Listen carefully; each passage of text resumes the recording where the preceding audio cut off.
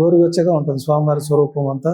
ఆ, ఒక్కొక్కసారి కొంచెం బాగా వేడిగా ఉంటుంది. అంటే దీపాల వెలుతురులో ఉంటారు స్వామివారు. ఉమ్, ఆ దీపాలు ఎప్పుడు వెలుగుతూ ఉంటాయి కాబట్టి ఆ వేడి అనేది కొంచెం స్వామివారి బింబానికి ఉంటుంది. ఆ యొక్క స్పర్శ కూడా మనకు తెలుస్తుంటుంది. గోరువెచ్చగా స్వామివారి బింబం అంతా కూడా ఉమ్.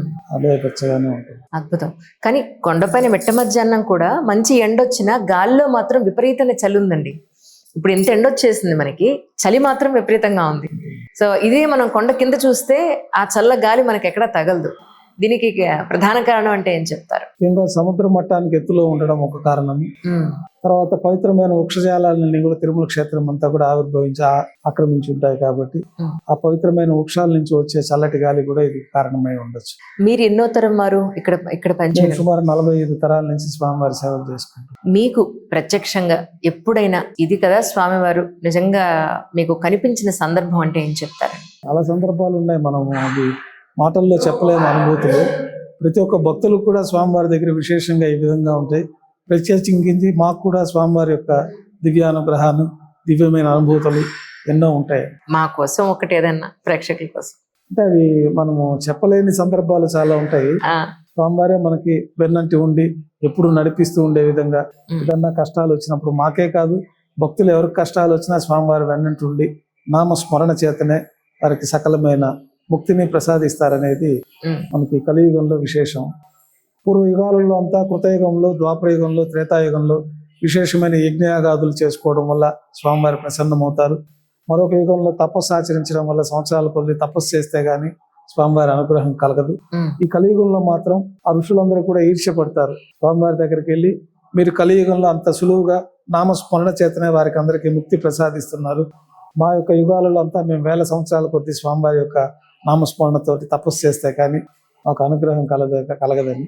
స్వామివారి కలియుగంలో ధర్మం 3 పాదాల్లో ఉంటుంది కాబట్టి భక్తులను రక్షించడానికి ఈ విధంగా గోవిందనామ స్మరణ చేతనే యజ్ఞయాగాదులు చేసిన ఫలితం కలుగుతుంది.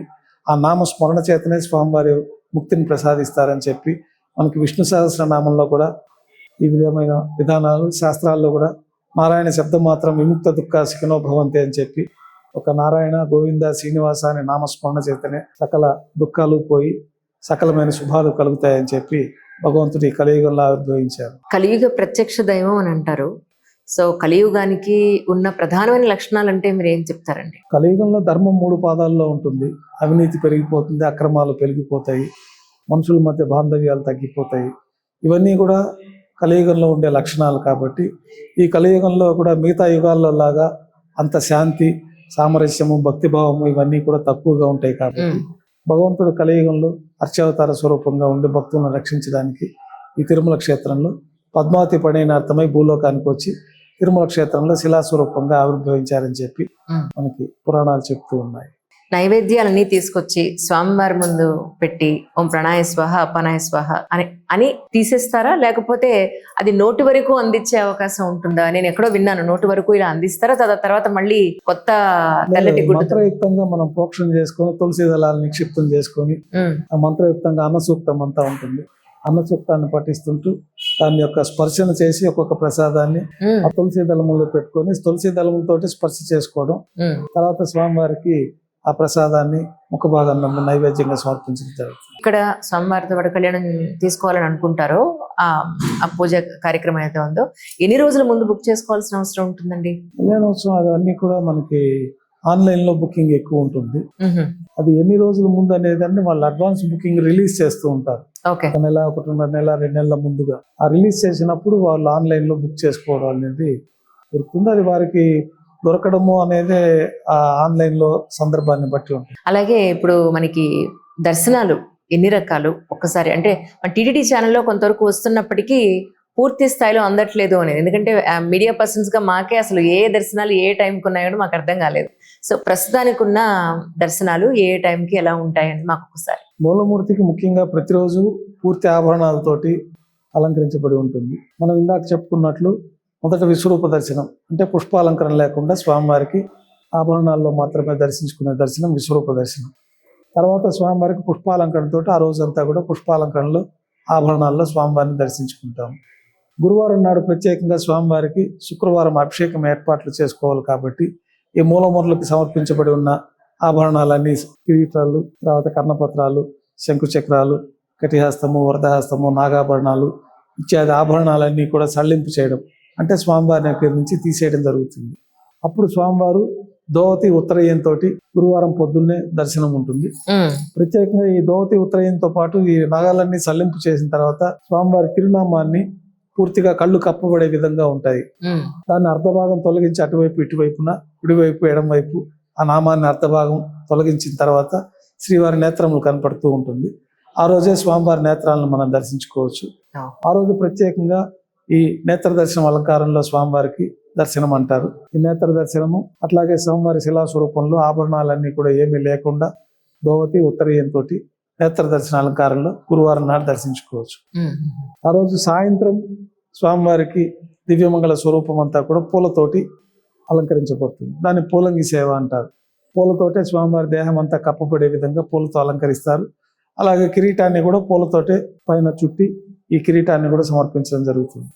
అది పూలంగి దర్శనం అని చెప్పి ఆ పూలంగి దర్శనం గురువారం నాడు ఉదయం నేత్ర దర్శనం, సాయంకాలం పూలంగి దర్శనంలో స్వామివారిని దర్శించుకోవచ్చు. ఇక శుక్రవారం ఉదయం స్వామివారికి అభిషేకం కార్యక్రమాల్లో భాగంగా ఆ రోజు సుప్రభాత సేవకు వచ్చిన వాళ్ళు కూడా ఈ నేత్ర దర్శనం అలంకారంలోనే దర్శించుకుంటారు. అనంతరం అభిషేకానికి వచ్చే భక్తులు మాత్రం స్వామివారి శాలిగ్రామ శిలా స్వరూపం అంతా ఒక తెల్లటి కౌపీనం మాత్రం అలంకరించబడి ఉంటుంది.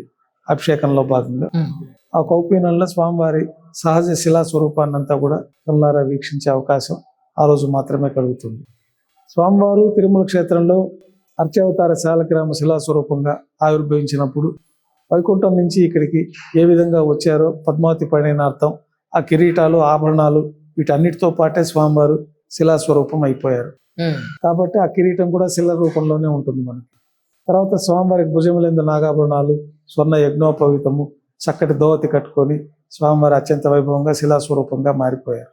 ఆ సహజమైన స్వరూపాన్ని కూడా మనం ఈ శుక్రవారం రోజు అభిషేకంగా ముందు స్వామివారిని దర్శించుకోవచ్చు. అలాగే ఎన్ని రకాల పువ్వులతోటి ఇక్కడ పూజ జరుగుతూ ఉంటుంది, అవి ఎక్కడి నుంచి వస్తూ ఉంటాయి? స్వామివారికి ఒక బంతి పూలు, ఇతర ప్రత్యేకమైన విదేశీ పూలు కొన్ని తప్పనిచ్చి మిగతా సాంప్రదాయపరమైన పూలన్నీ కూడా కనకాంబరాలు, మల్లెపూలు, సంపంగి పూలు కూడా లోపలికి సంపంగి పూలు, ఇక్కడంతా సంపంగి తోటలు కూడా ఉన్నాయి మనకు. అది అందుకే ఇప్పుడు మనకు ప్రస్తుతం కళ్యాణ మండపము ఉన్న ప్రాంతంలో సంపంగి తోట ఉండేది. అందుకని ఆ సంపంగి తోట తర్వాత తీసేసి మనకి ఇక్కడ కళ్యాణ మండపాన్ని ఏర్పాటు చేయడం జరిగింది. అందుకే సంపంగి ప్రాకారం అని కూడా పేరు. ఈ సంపంగి పూలన్నీ కూడా తిరుమల క్షేత్రంలో బాగా లభిస్తూ ఉంటాయి. అలాగే మన ప్రత్యేకమైన జాతి పుష్పాలన్నీ కూడా స్వామివారికి విశేషంగా తులసి, మరువము, ఈ పుష్పాలన్నిటితోటి చామంతులు, కదంబము, మల్లెలు, మొల్లలు, ఈ ప్రత్యేకమైన తెల్ల రంగు, ఎర్ర రంగు, పచ్చ రంగు ప్రత్యేకమైన పుష్పాలన్నింటిలో కూడా స్వామివారికి నిత్యం పుష్పాలంకరణ జరుగుతుంది. పుష్పాలన్నీ తిరుమల క్షేత్రంలో కొంత మటుకే తయారవుతాయి. మిగతా దాతలు టన్నుల కొద్ది పుష్పాలను సమర్పిస్తూ ఉంటారు. ఆ సమర్పించిన పుష్పాలు ఇక్కడ మూలమూర్తికి, తిరుమల తిరుపతి దేవస్థానం ఆధ్వర్యంలో నిర్వహించబడే ఉపాలయాల్లో అన్నింటిలో కూడా ఈ పుష్పాలను పంపించడం జరుగుతుంది.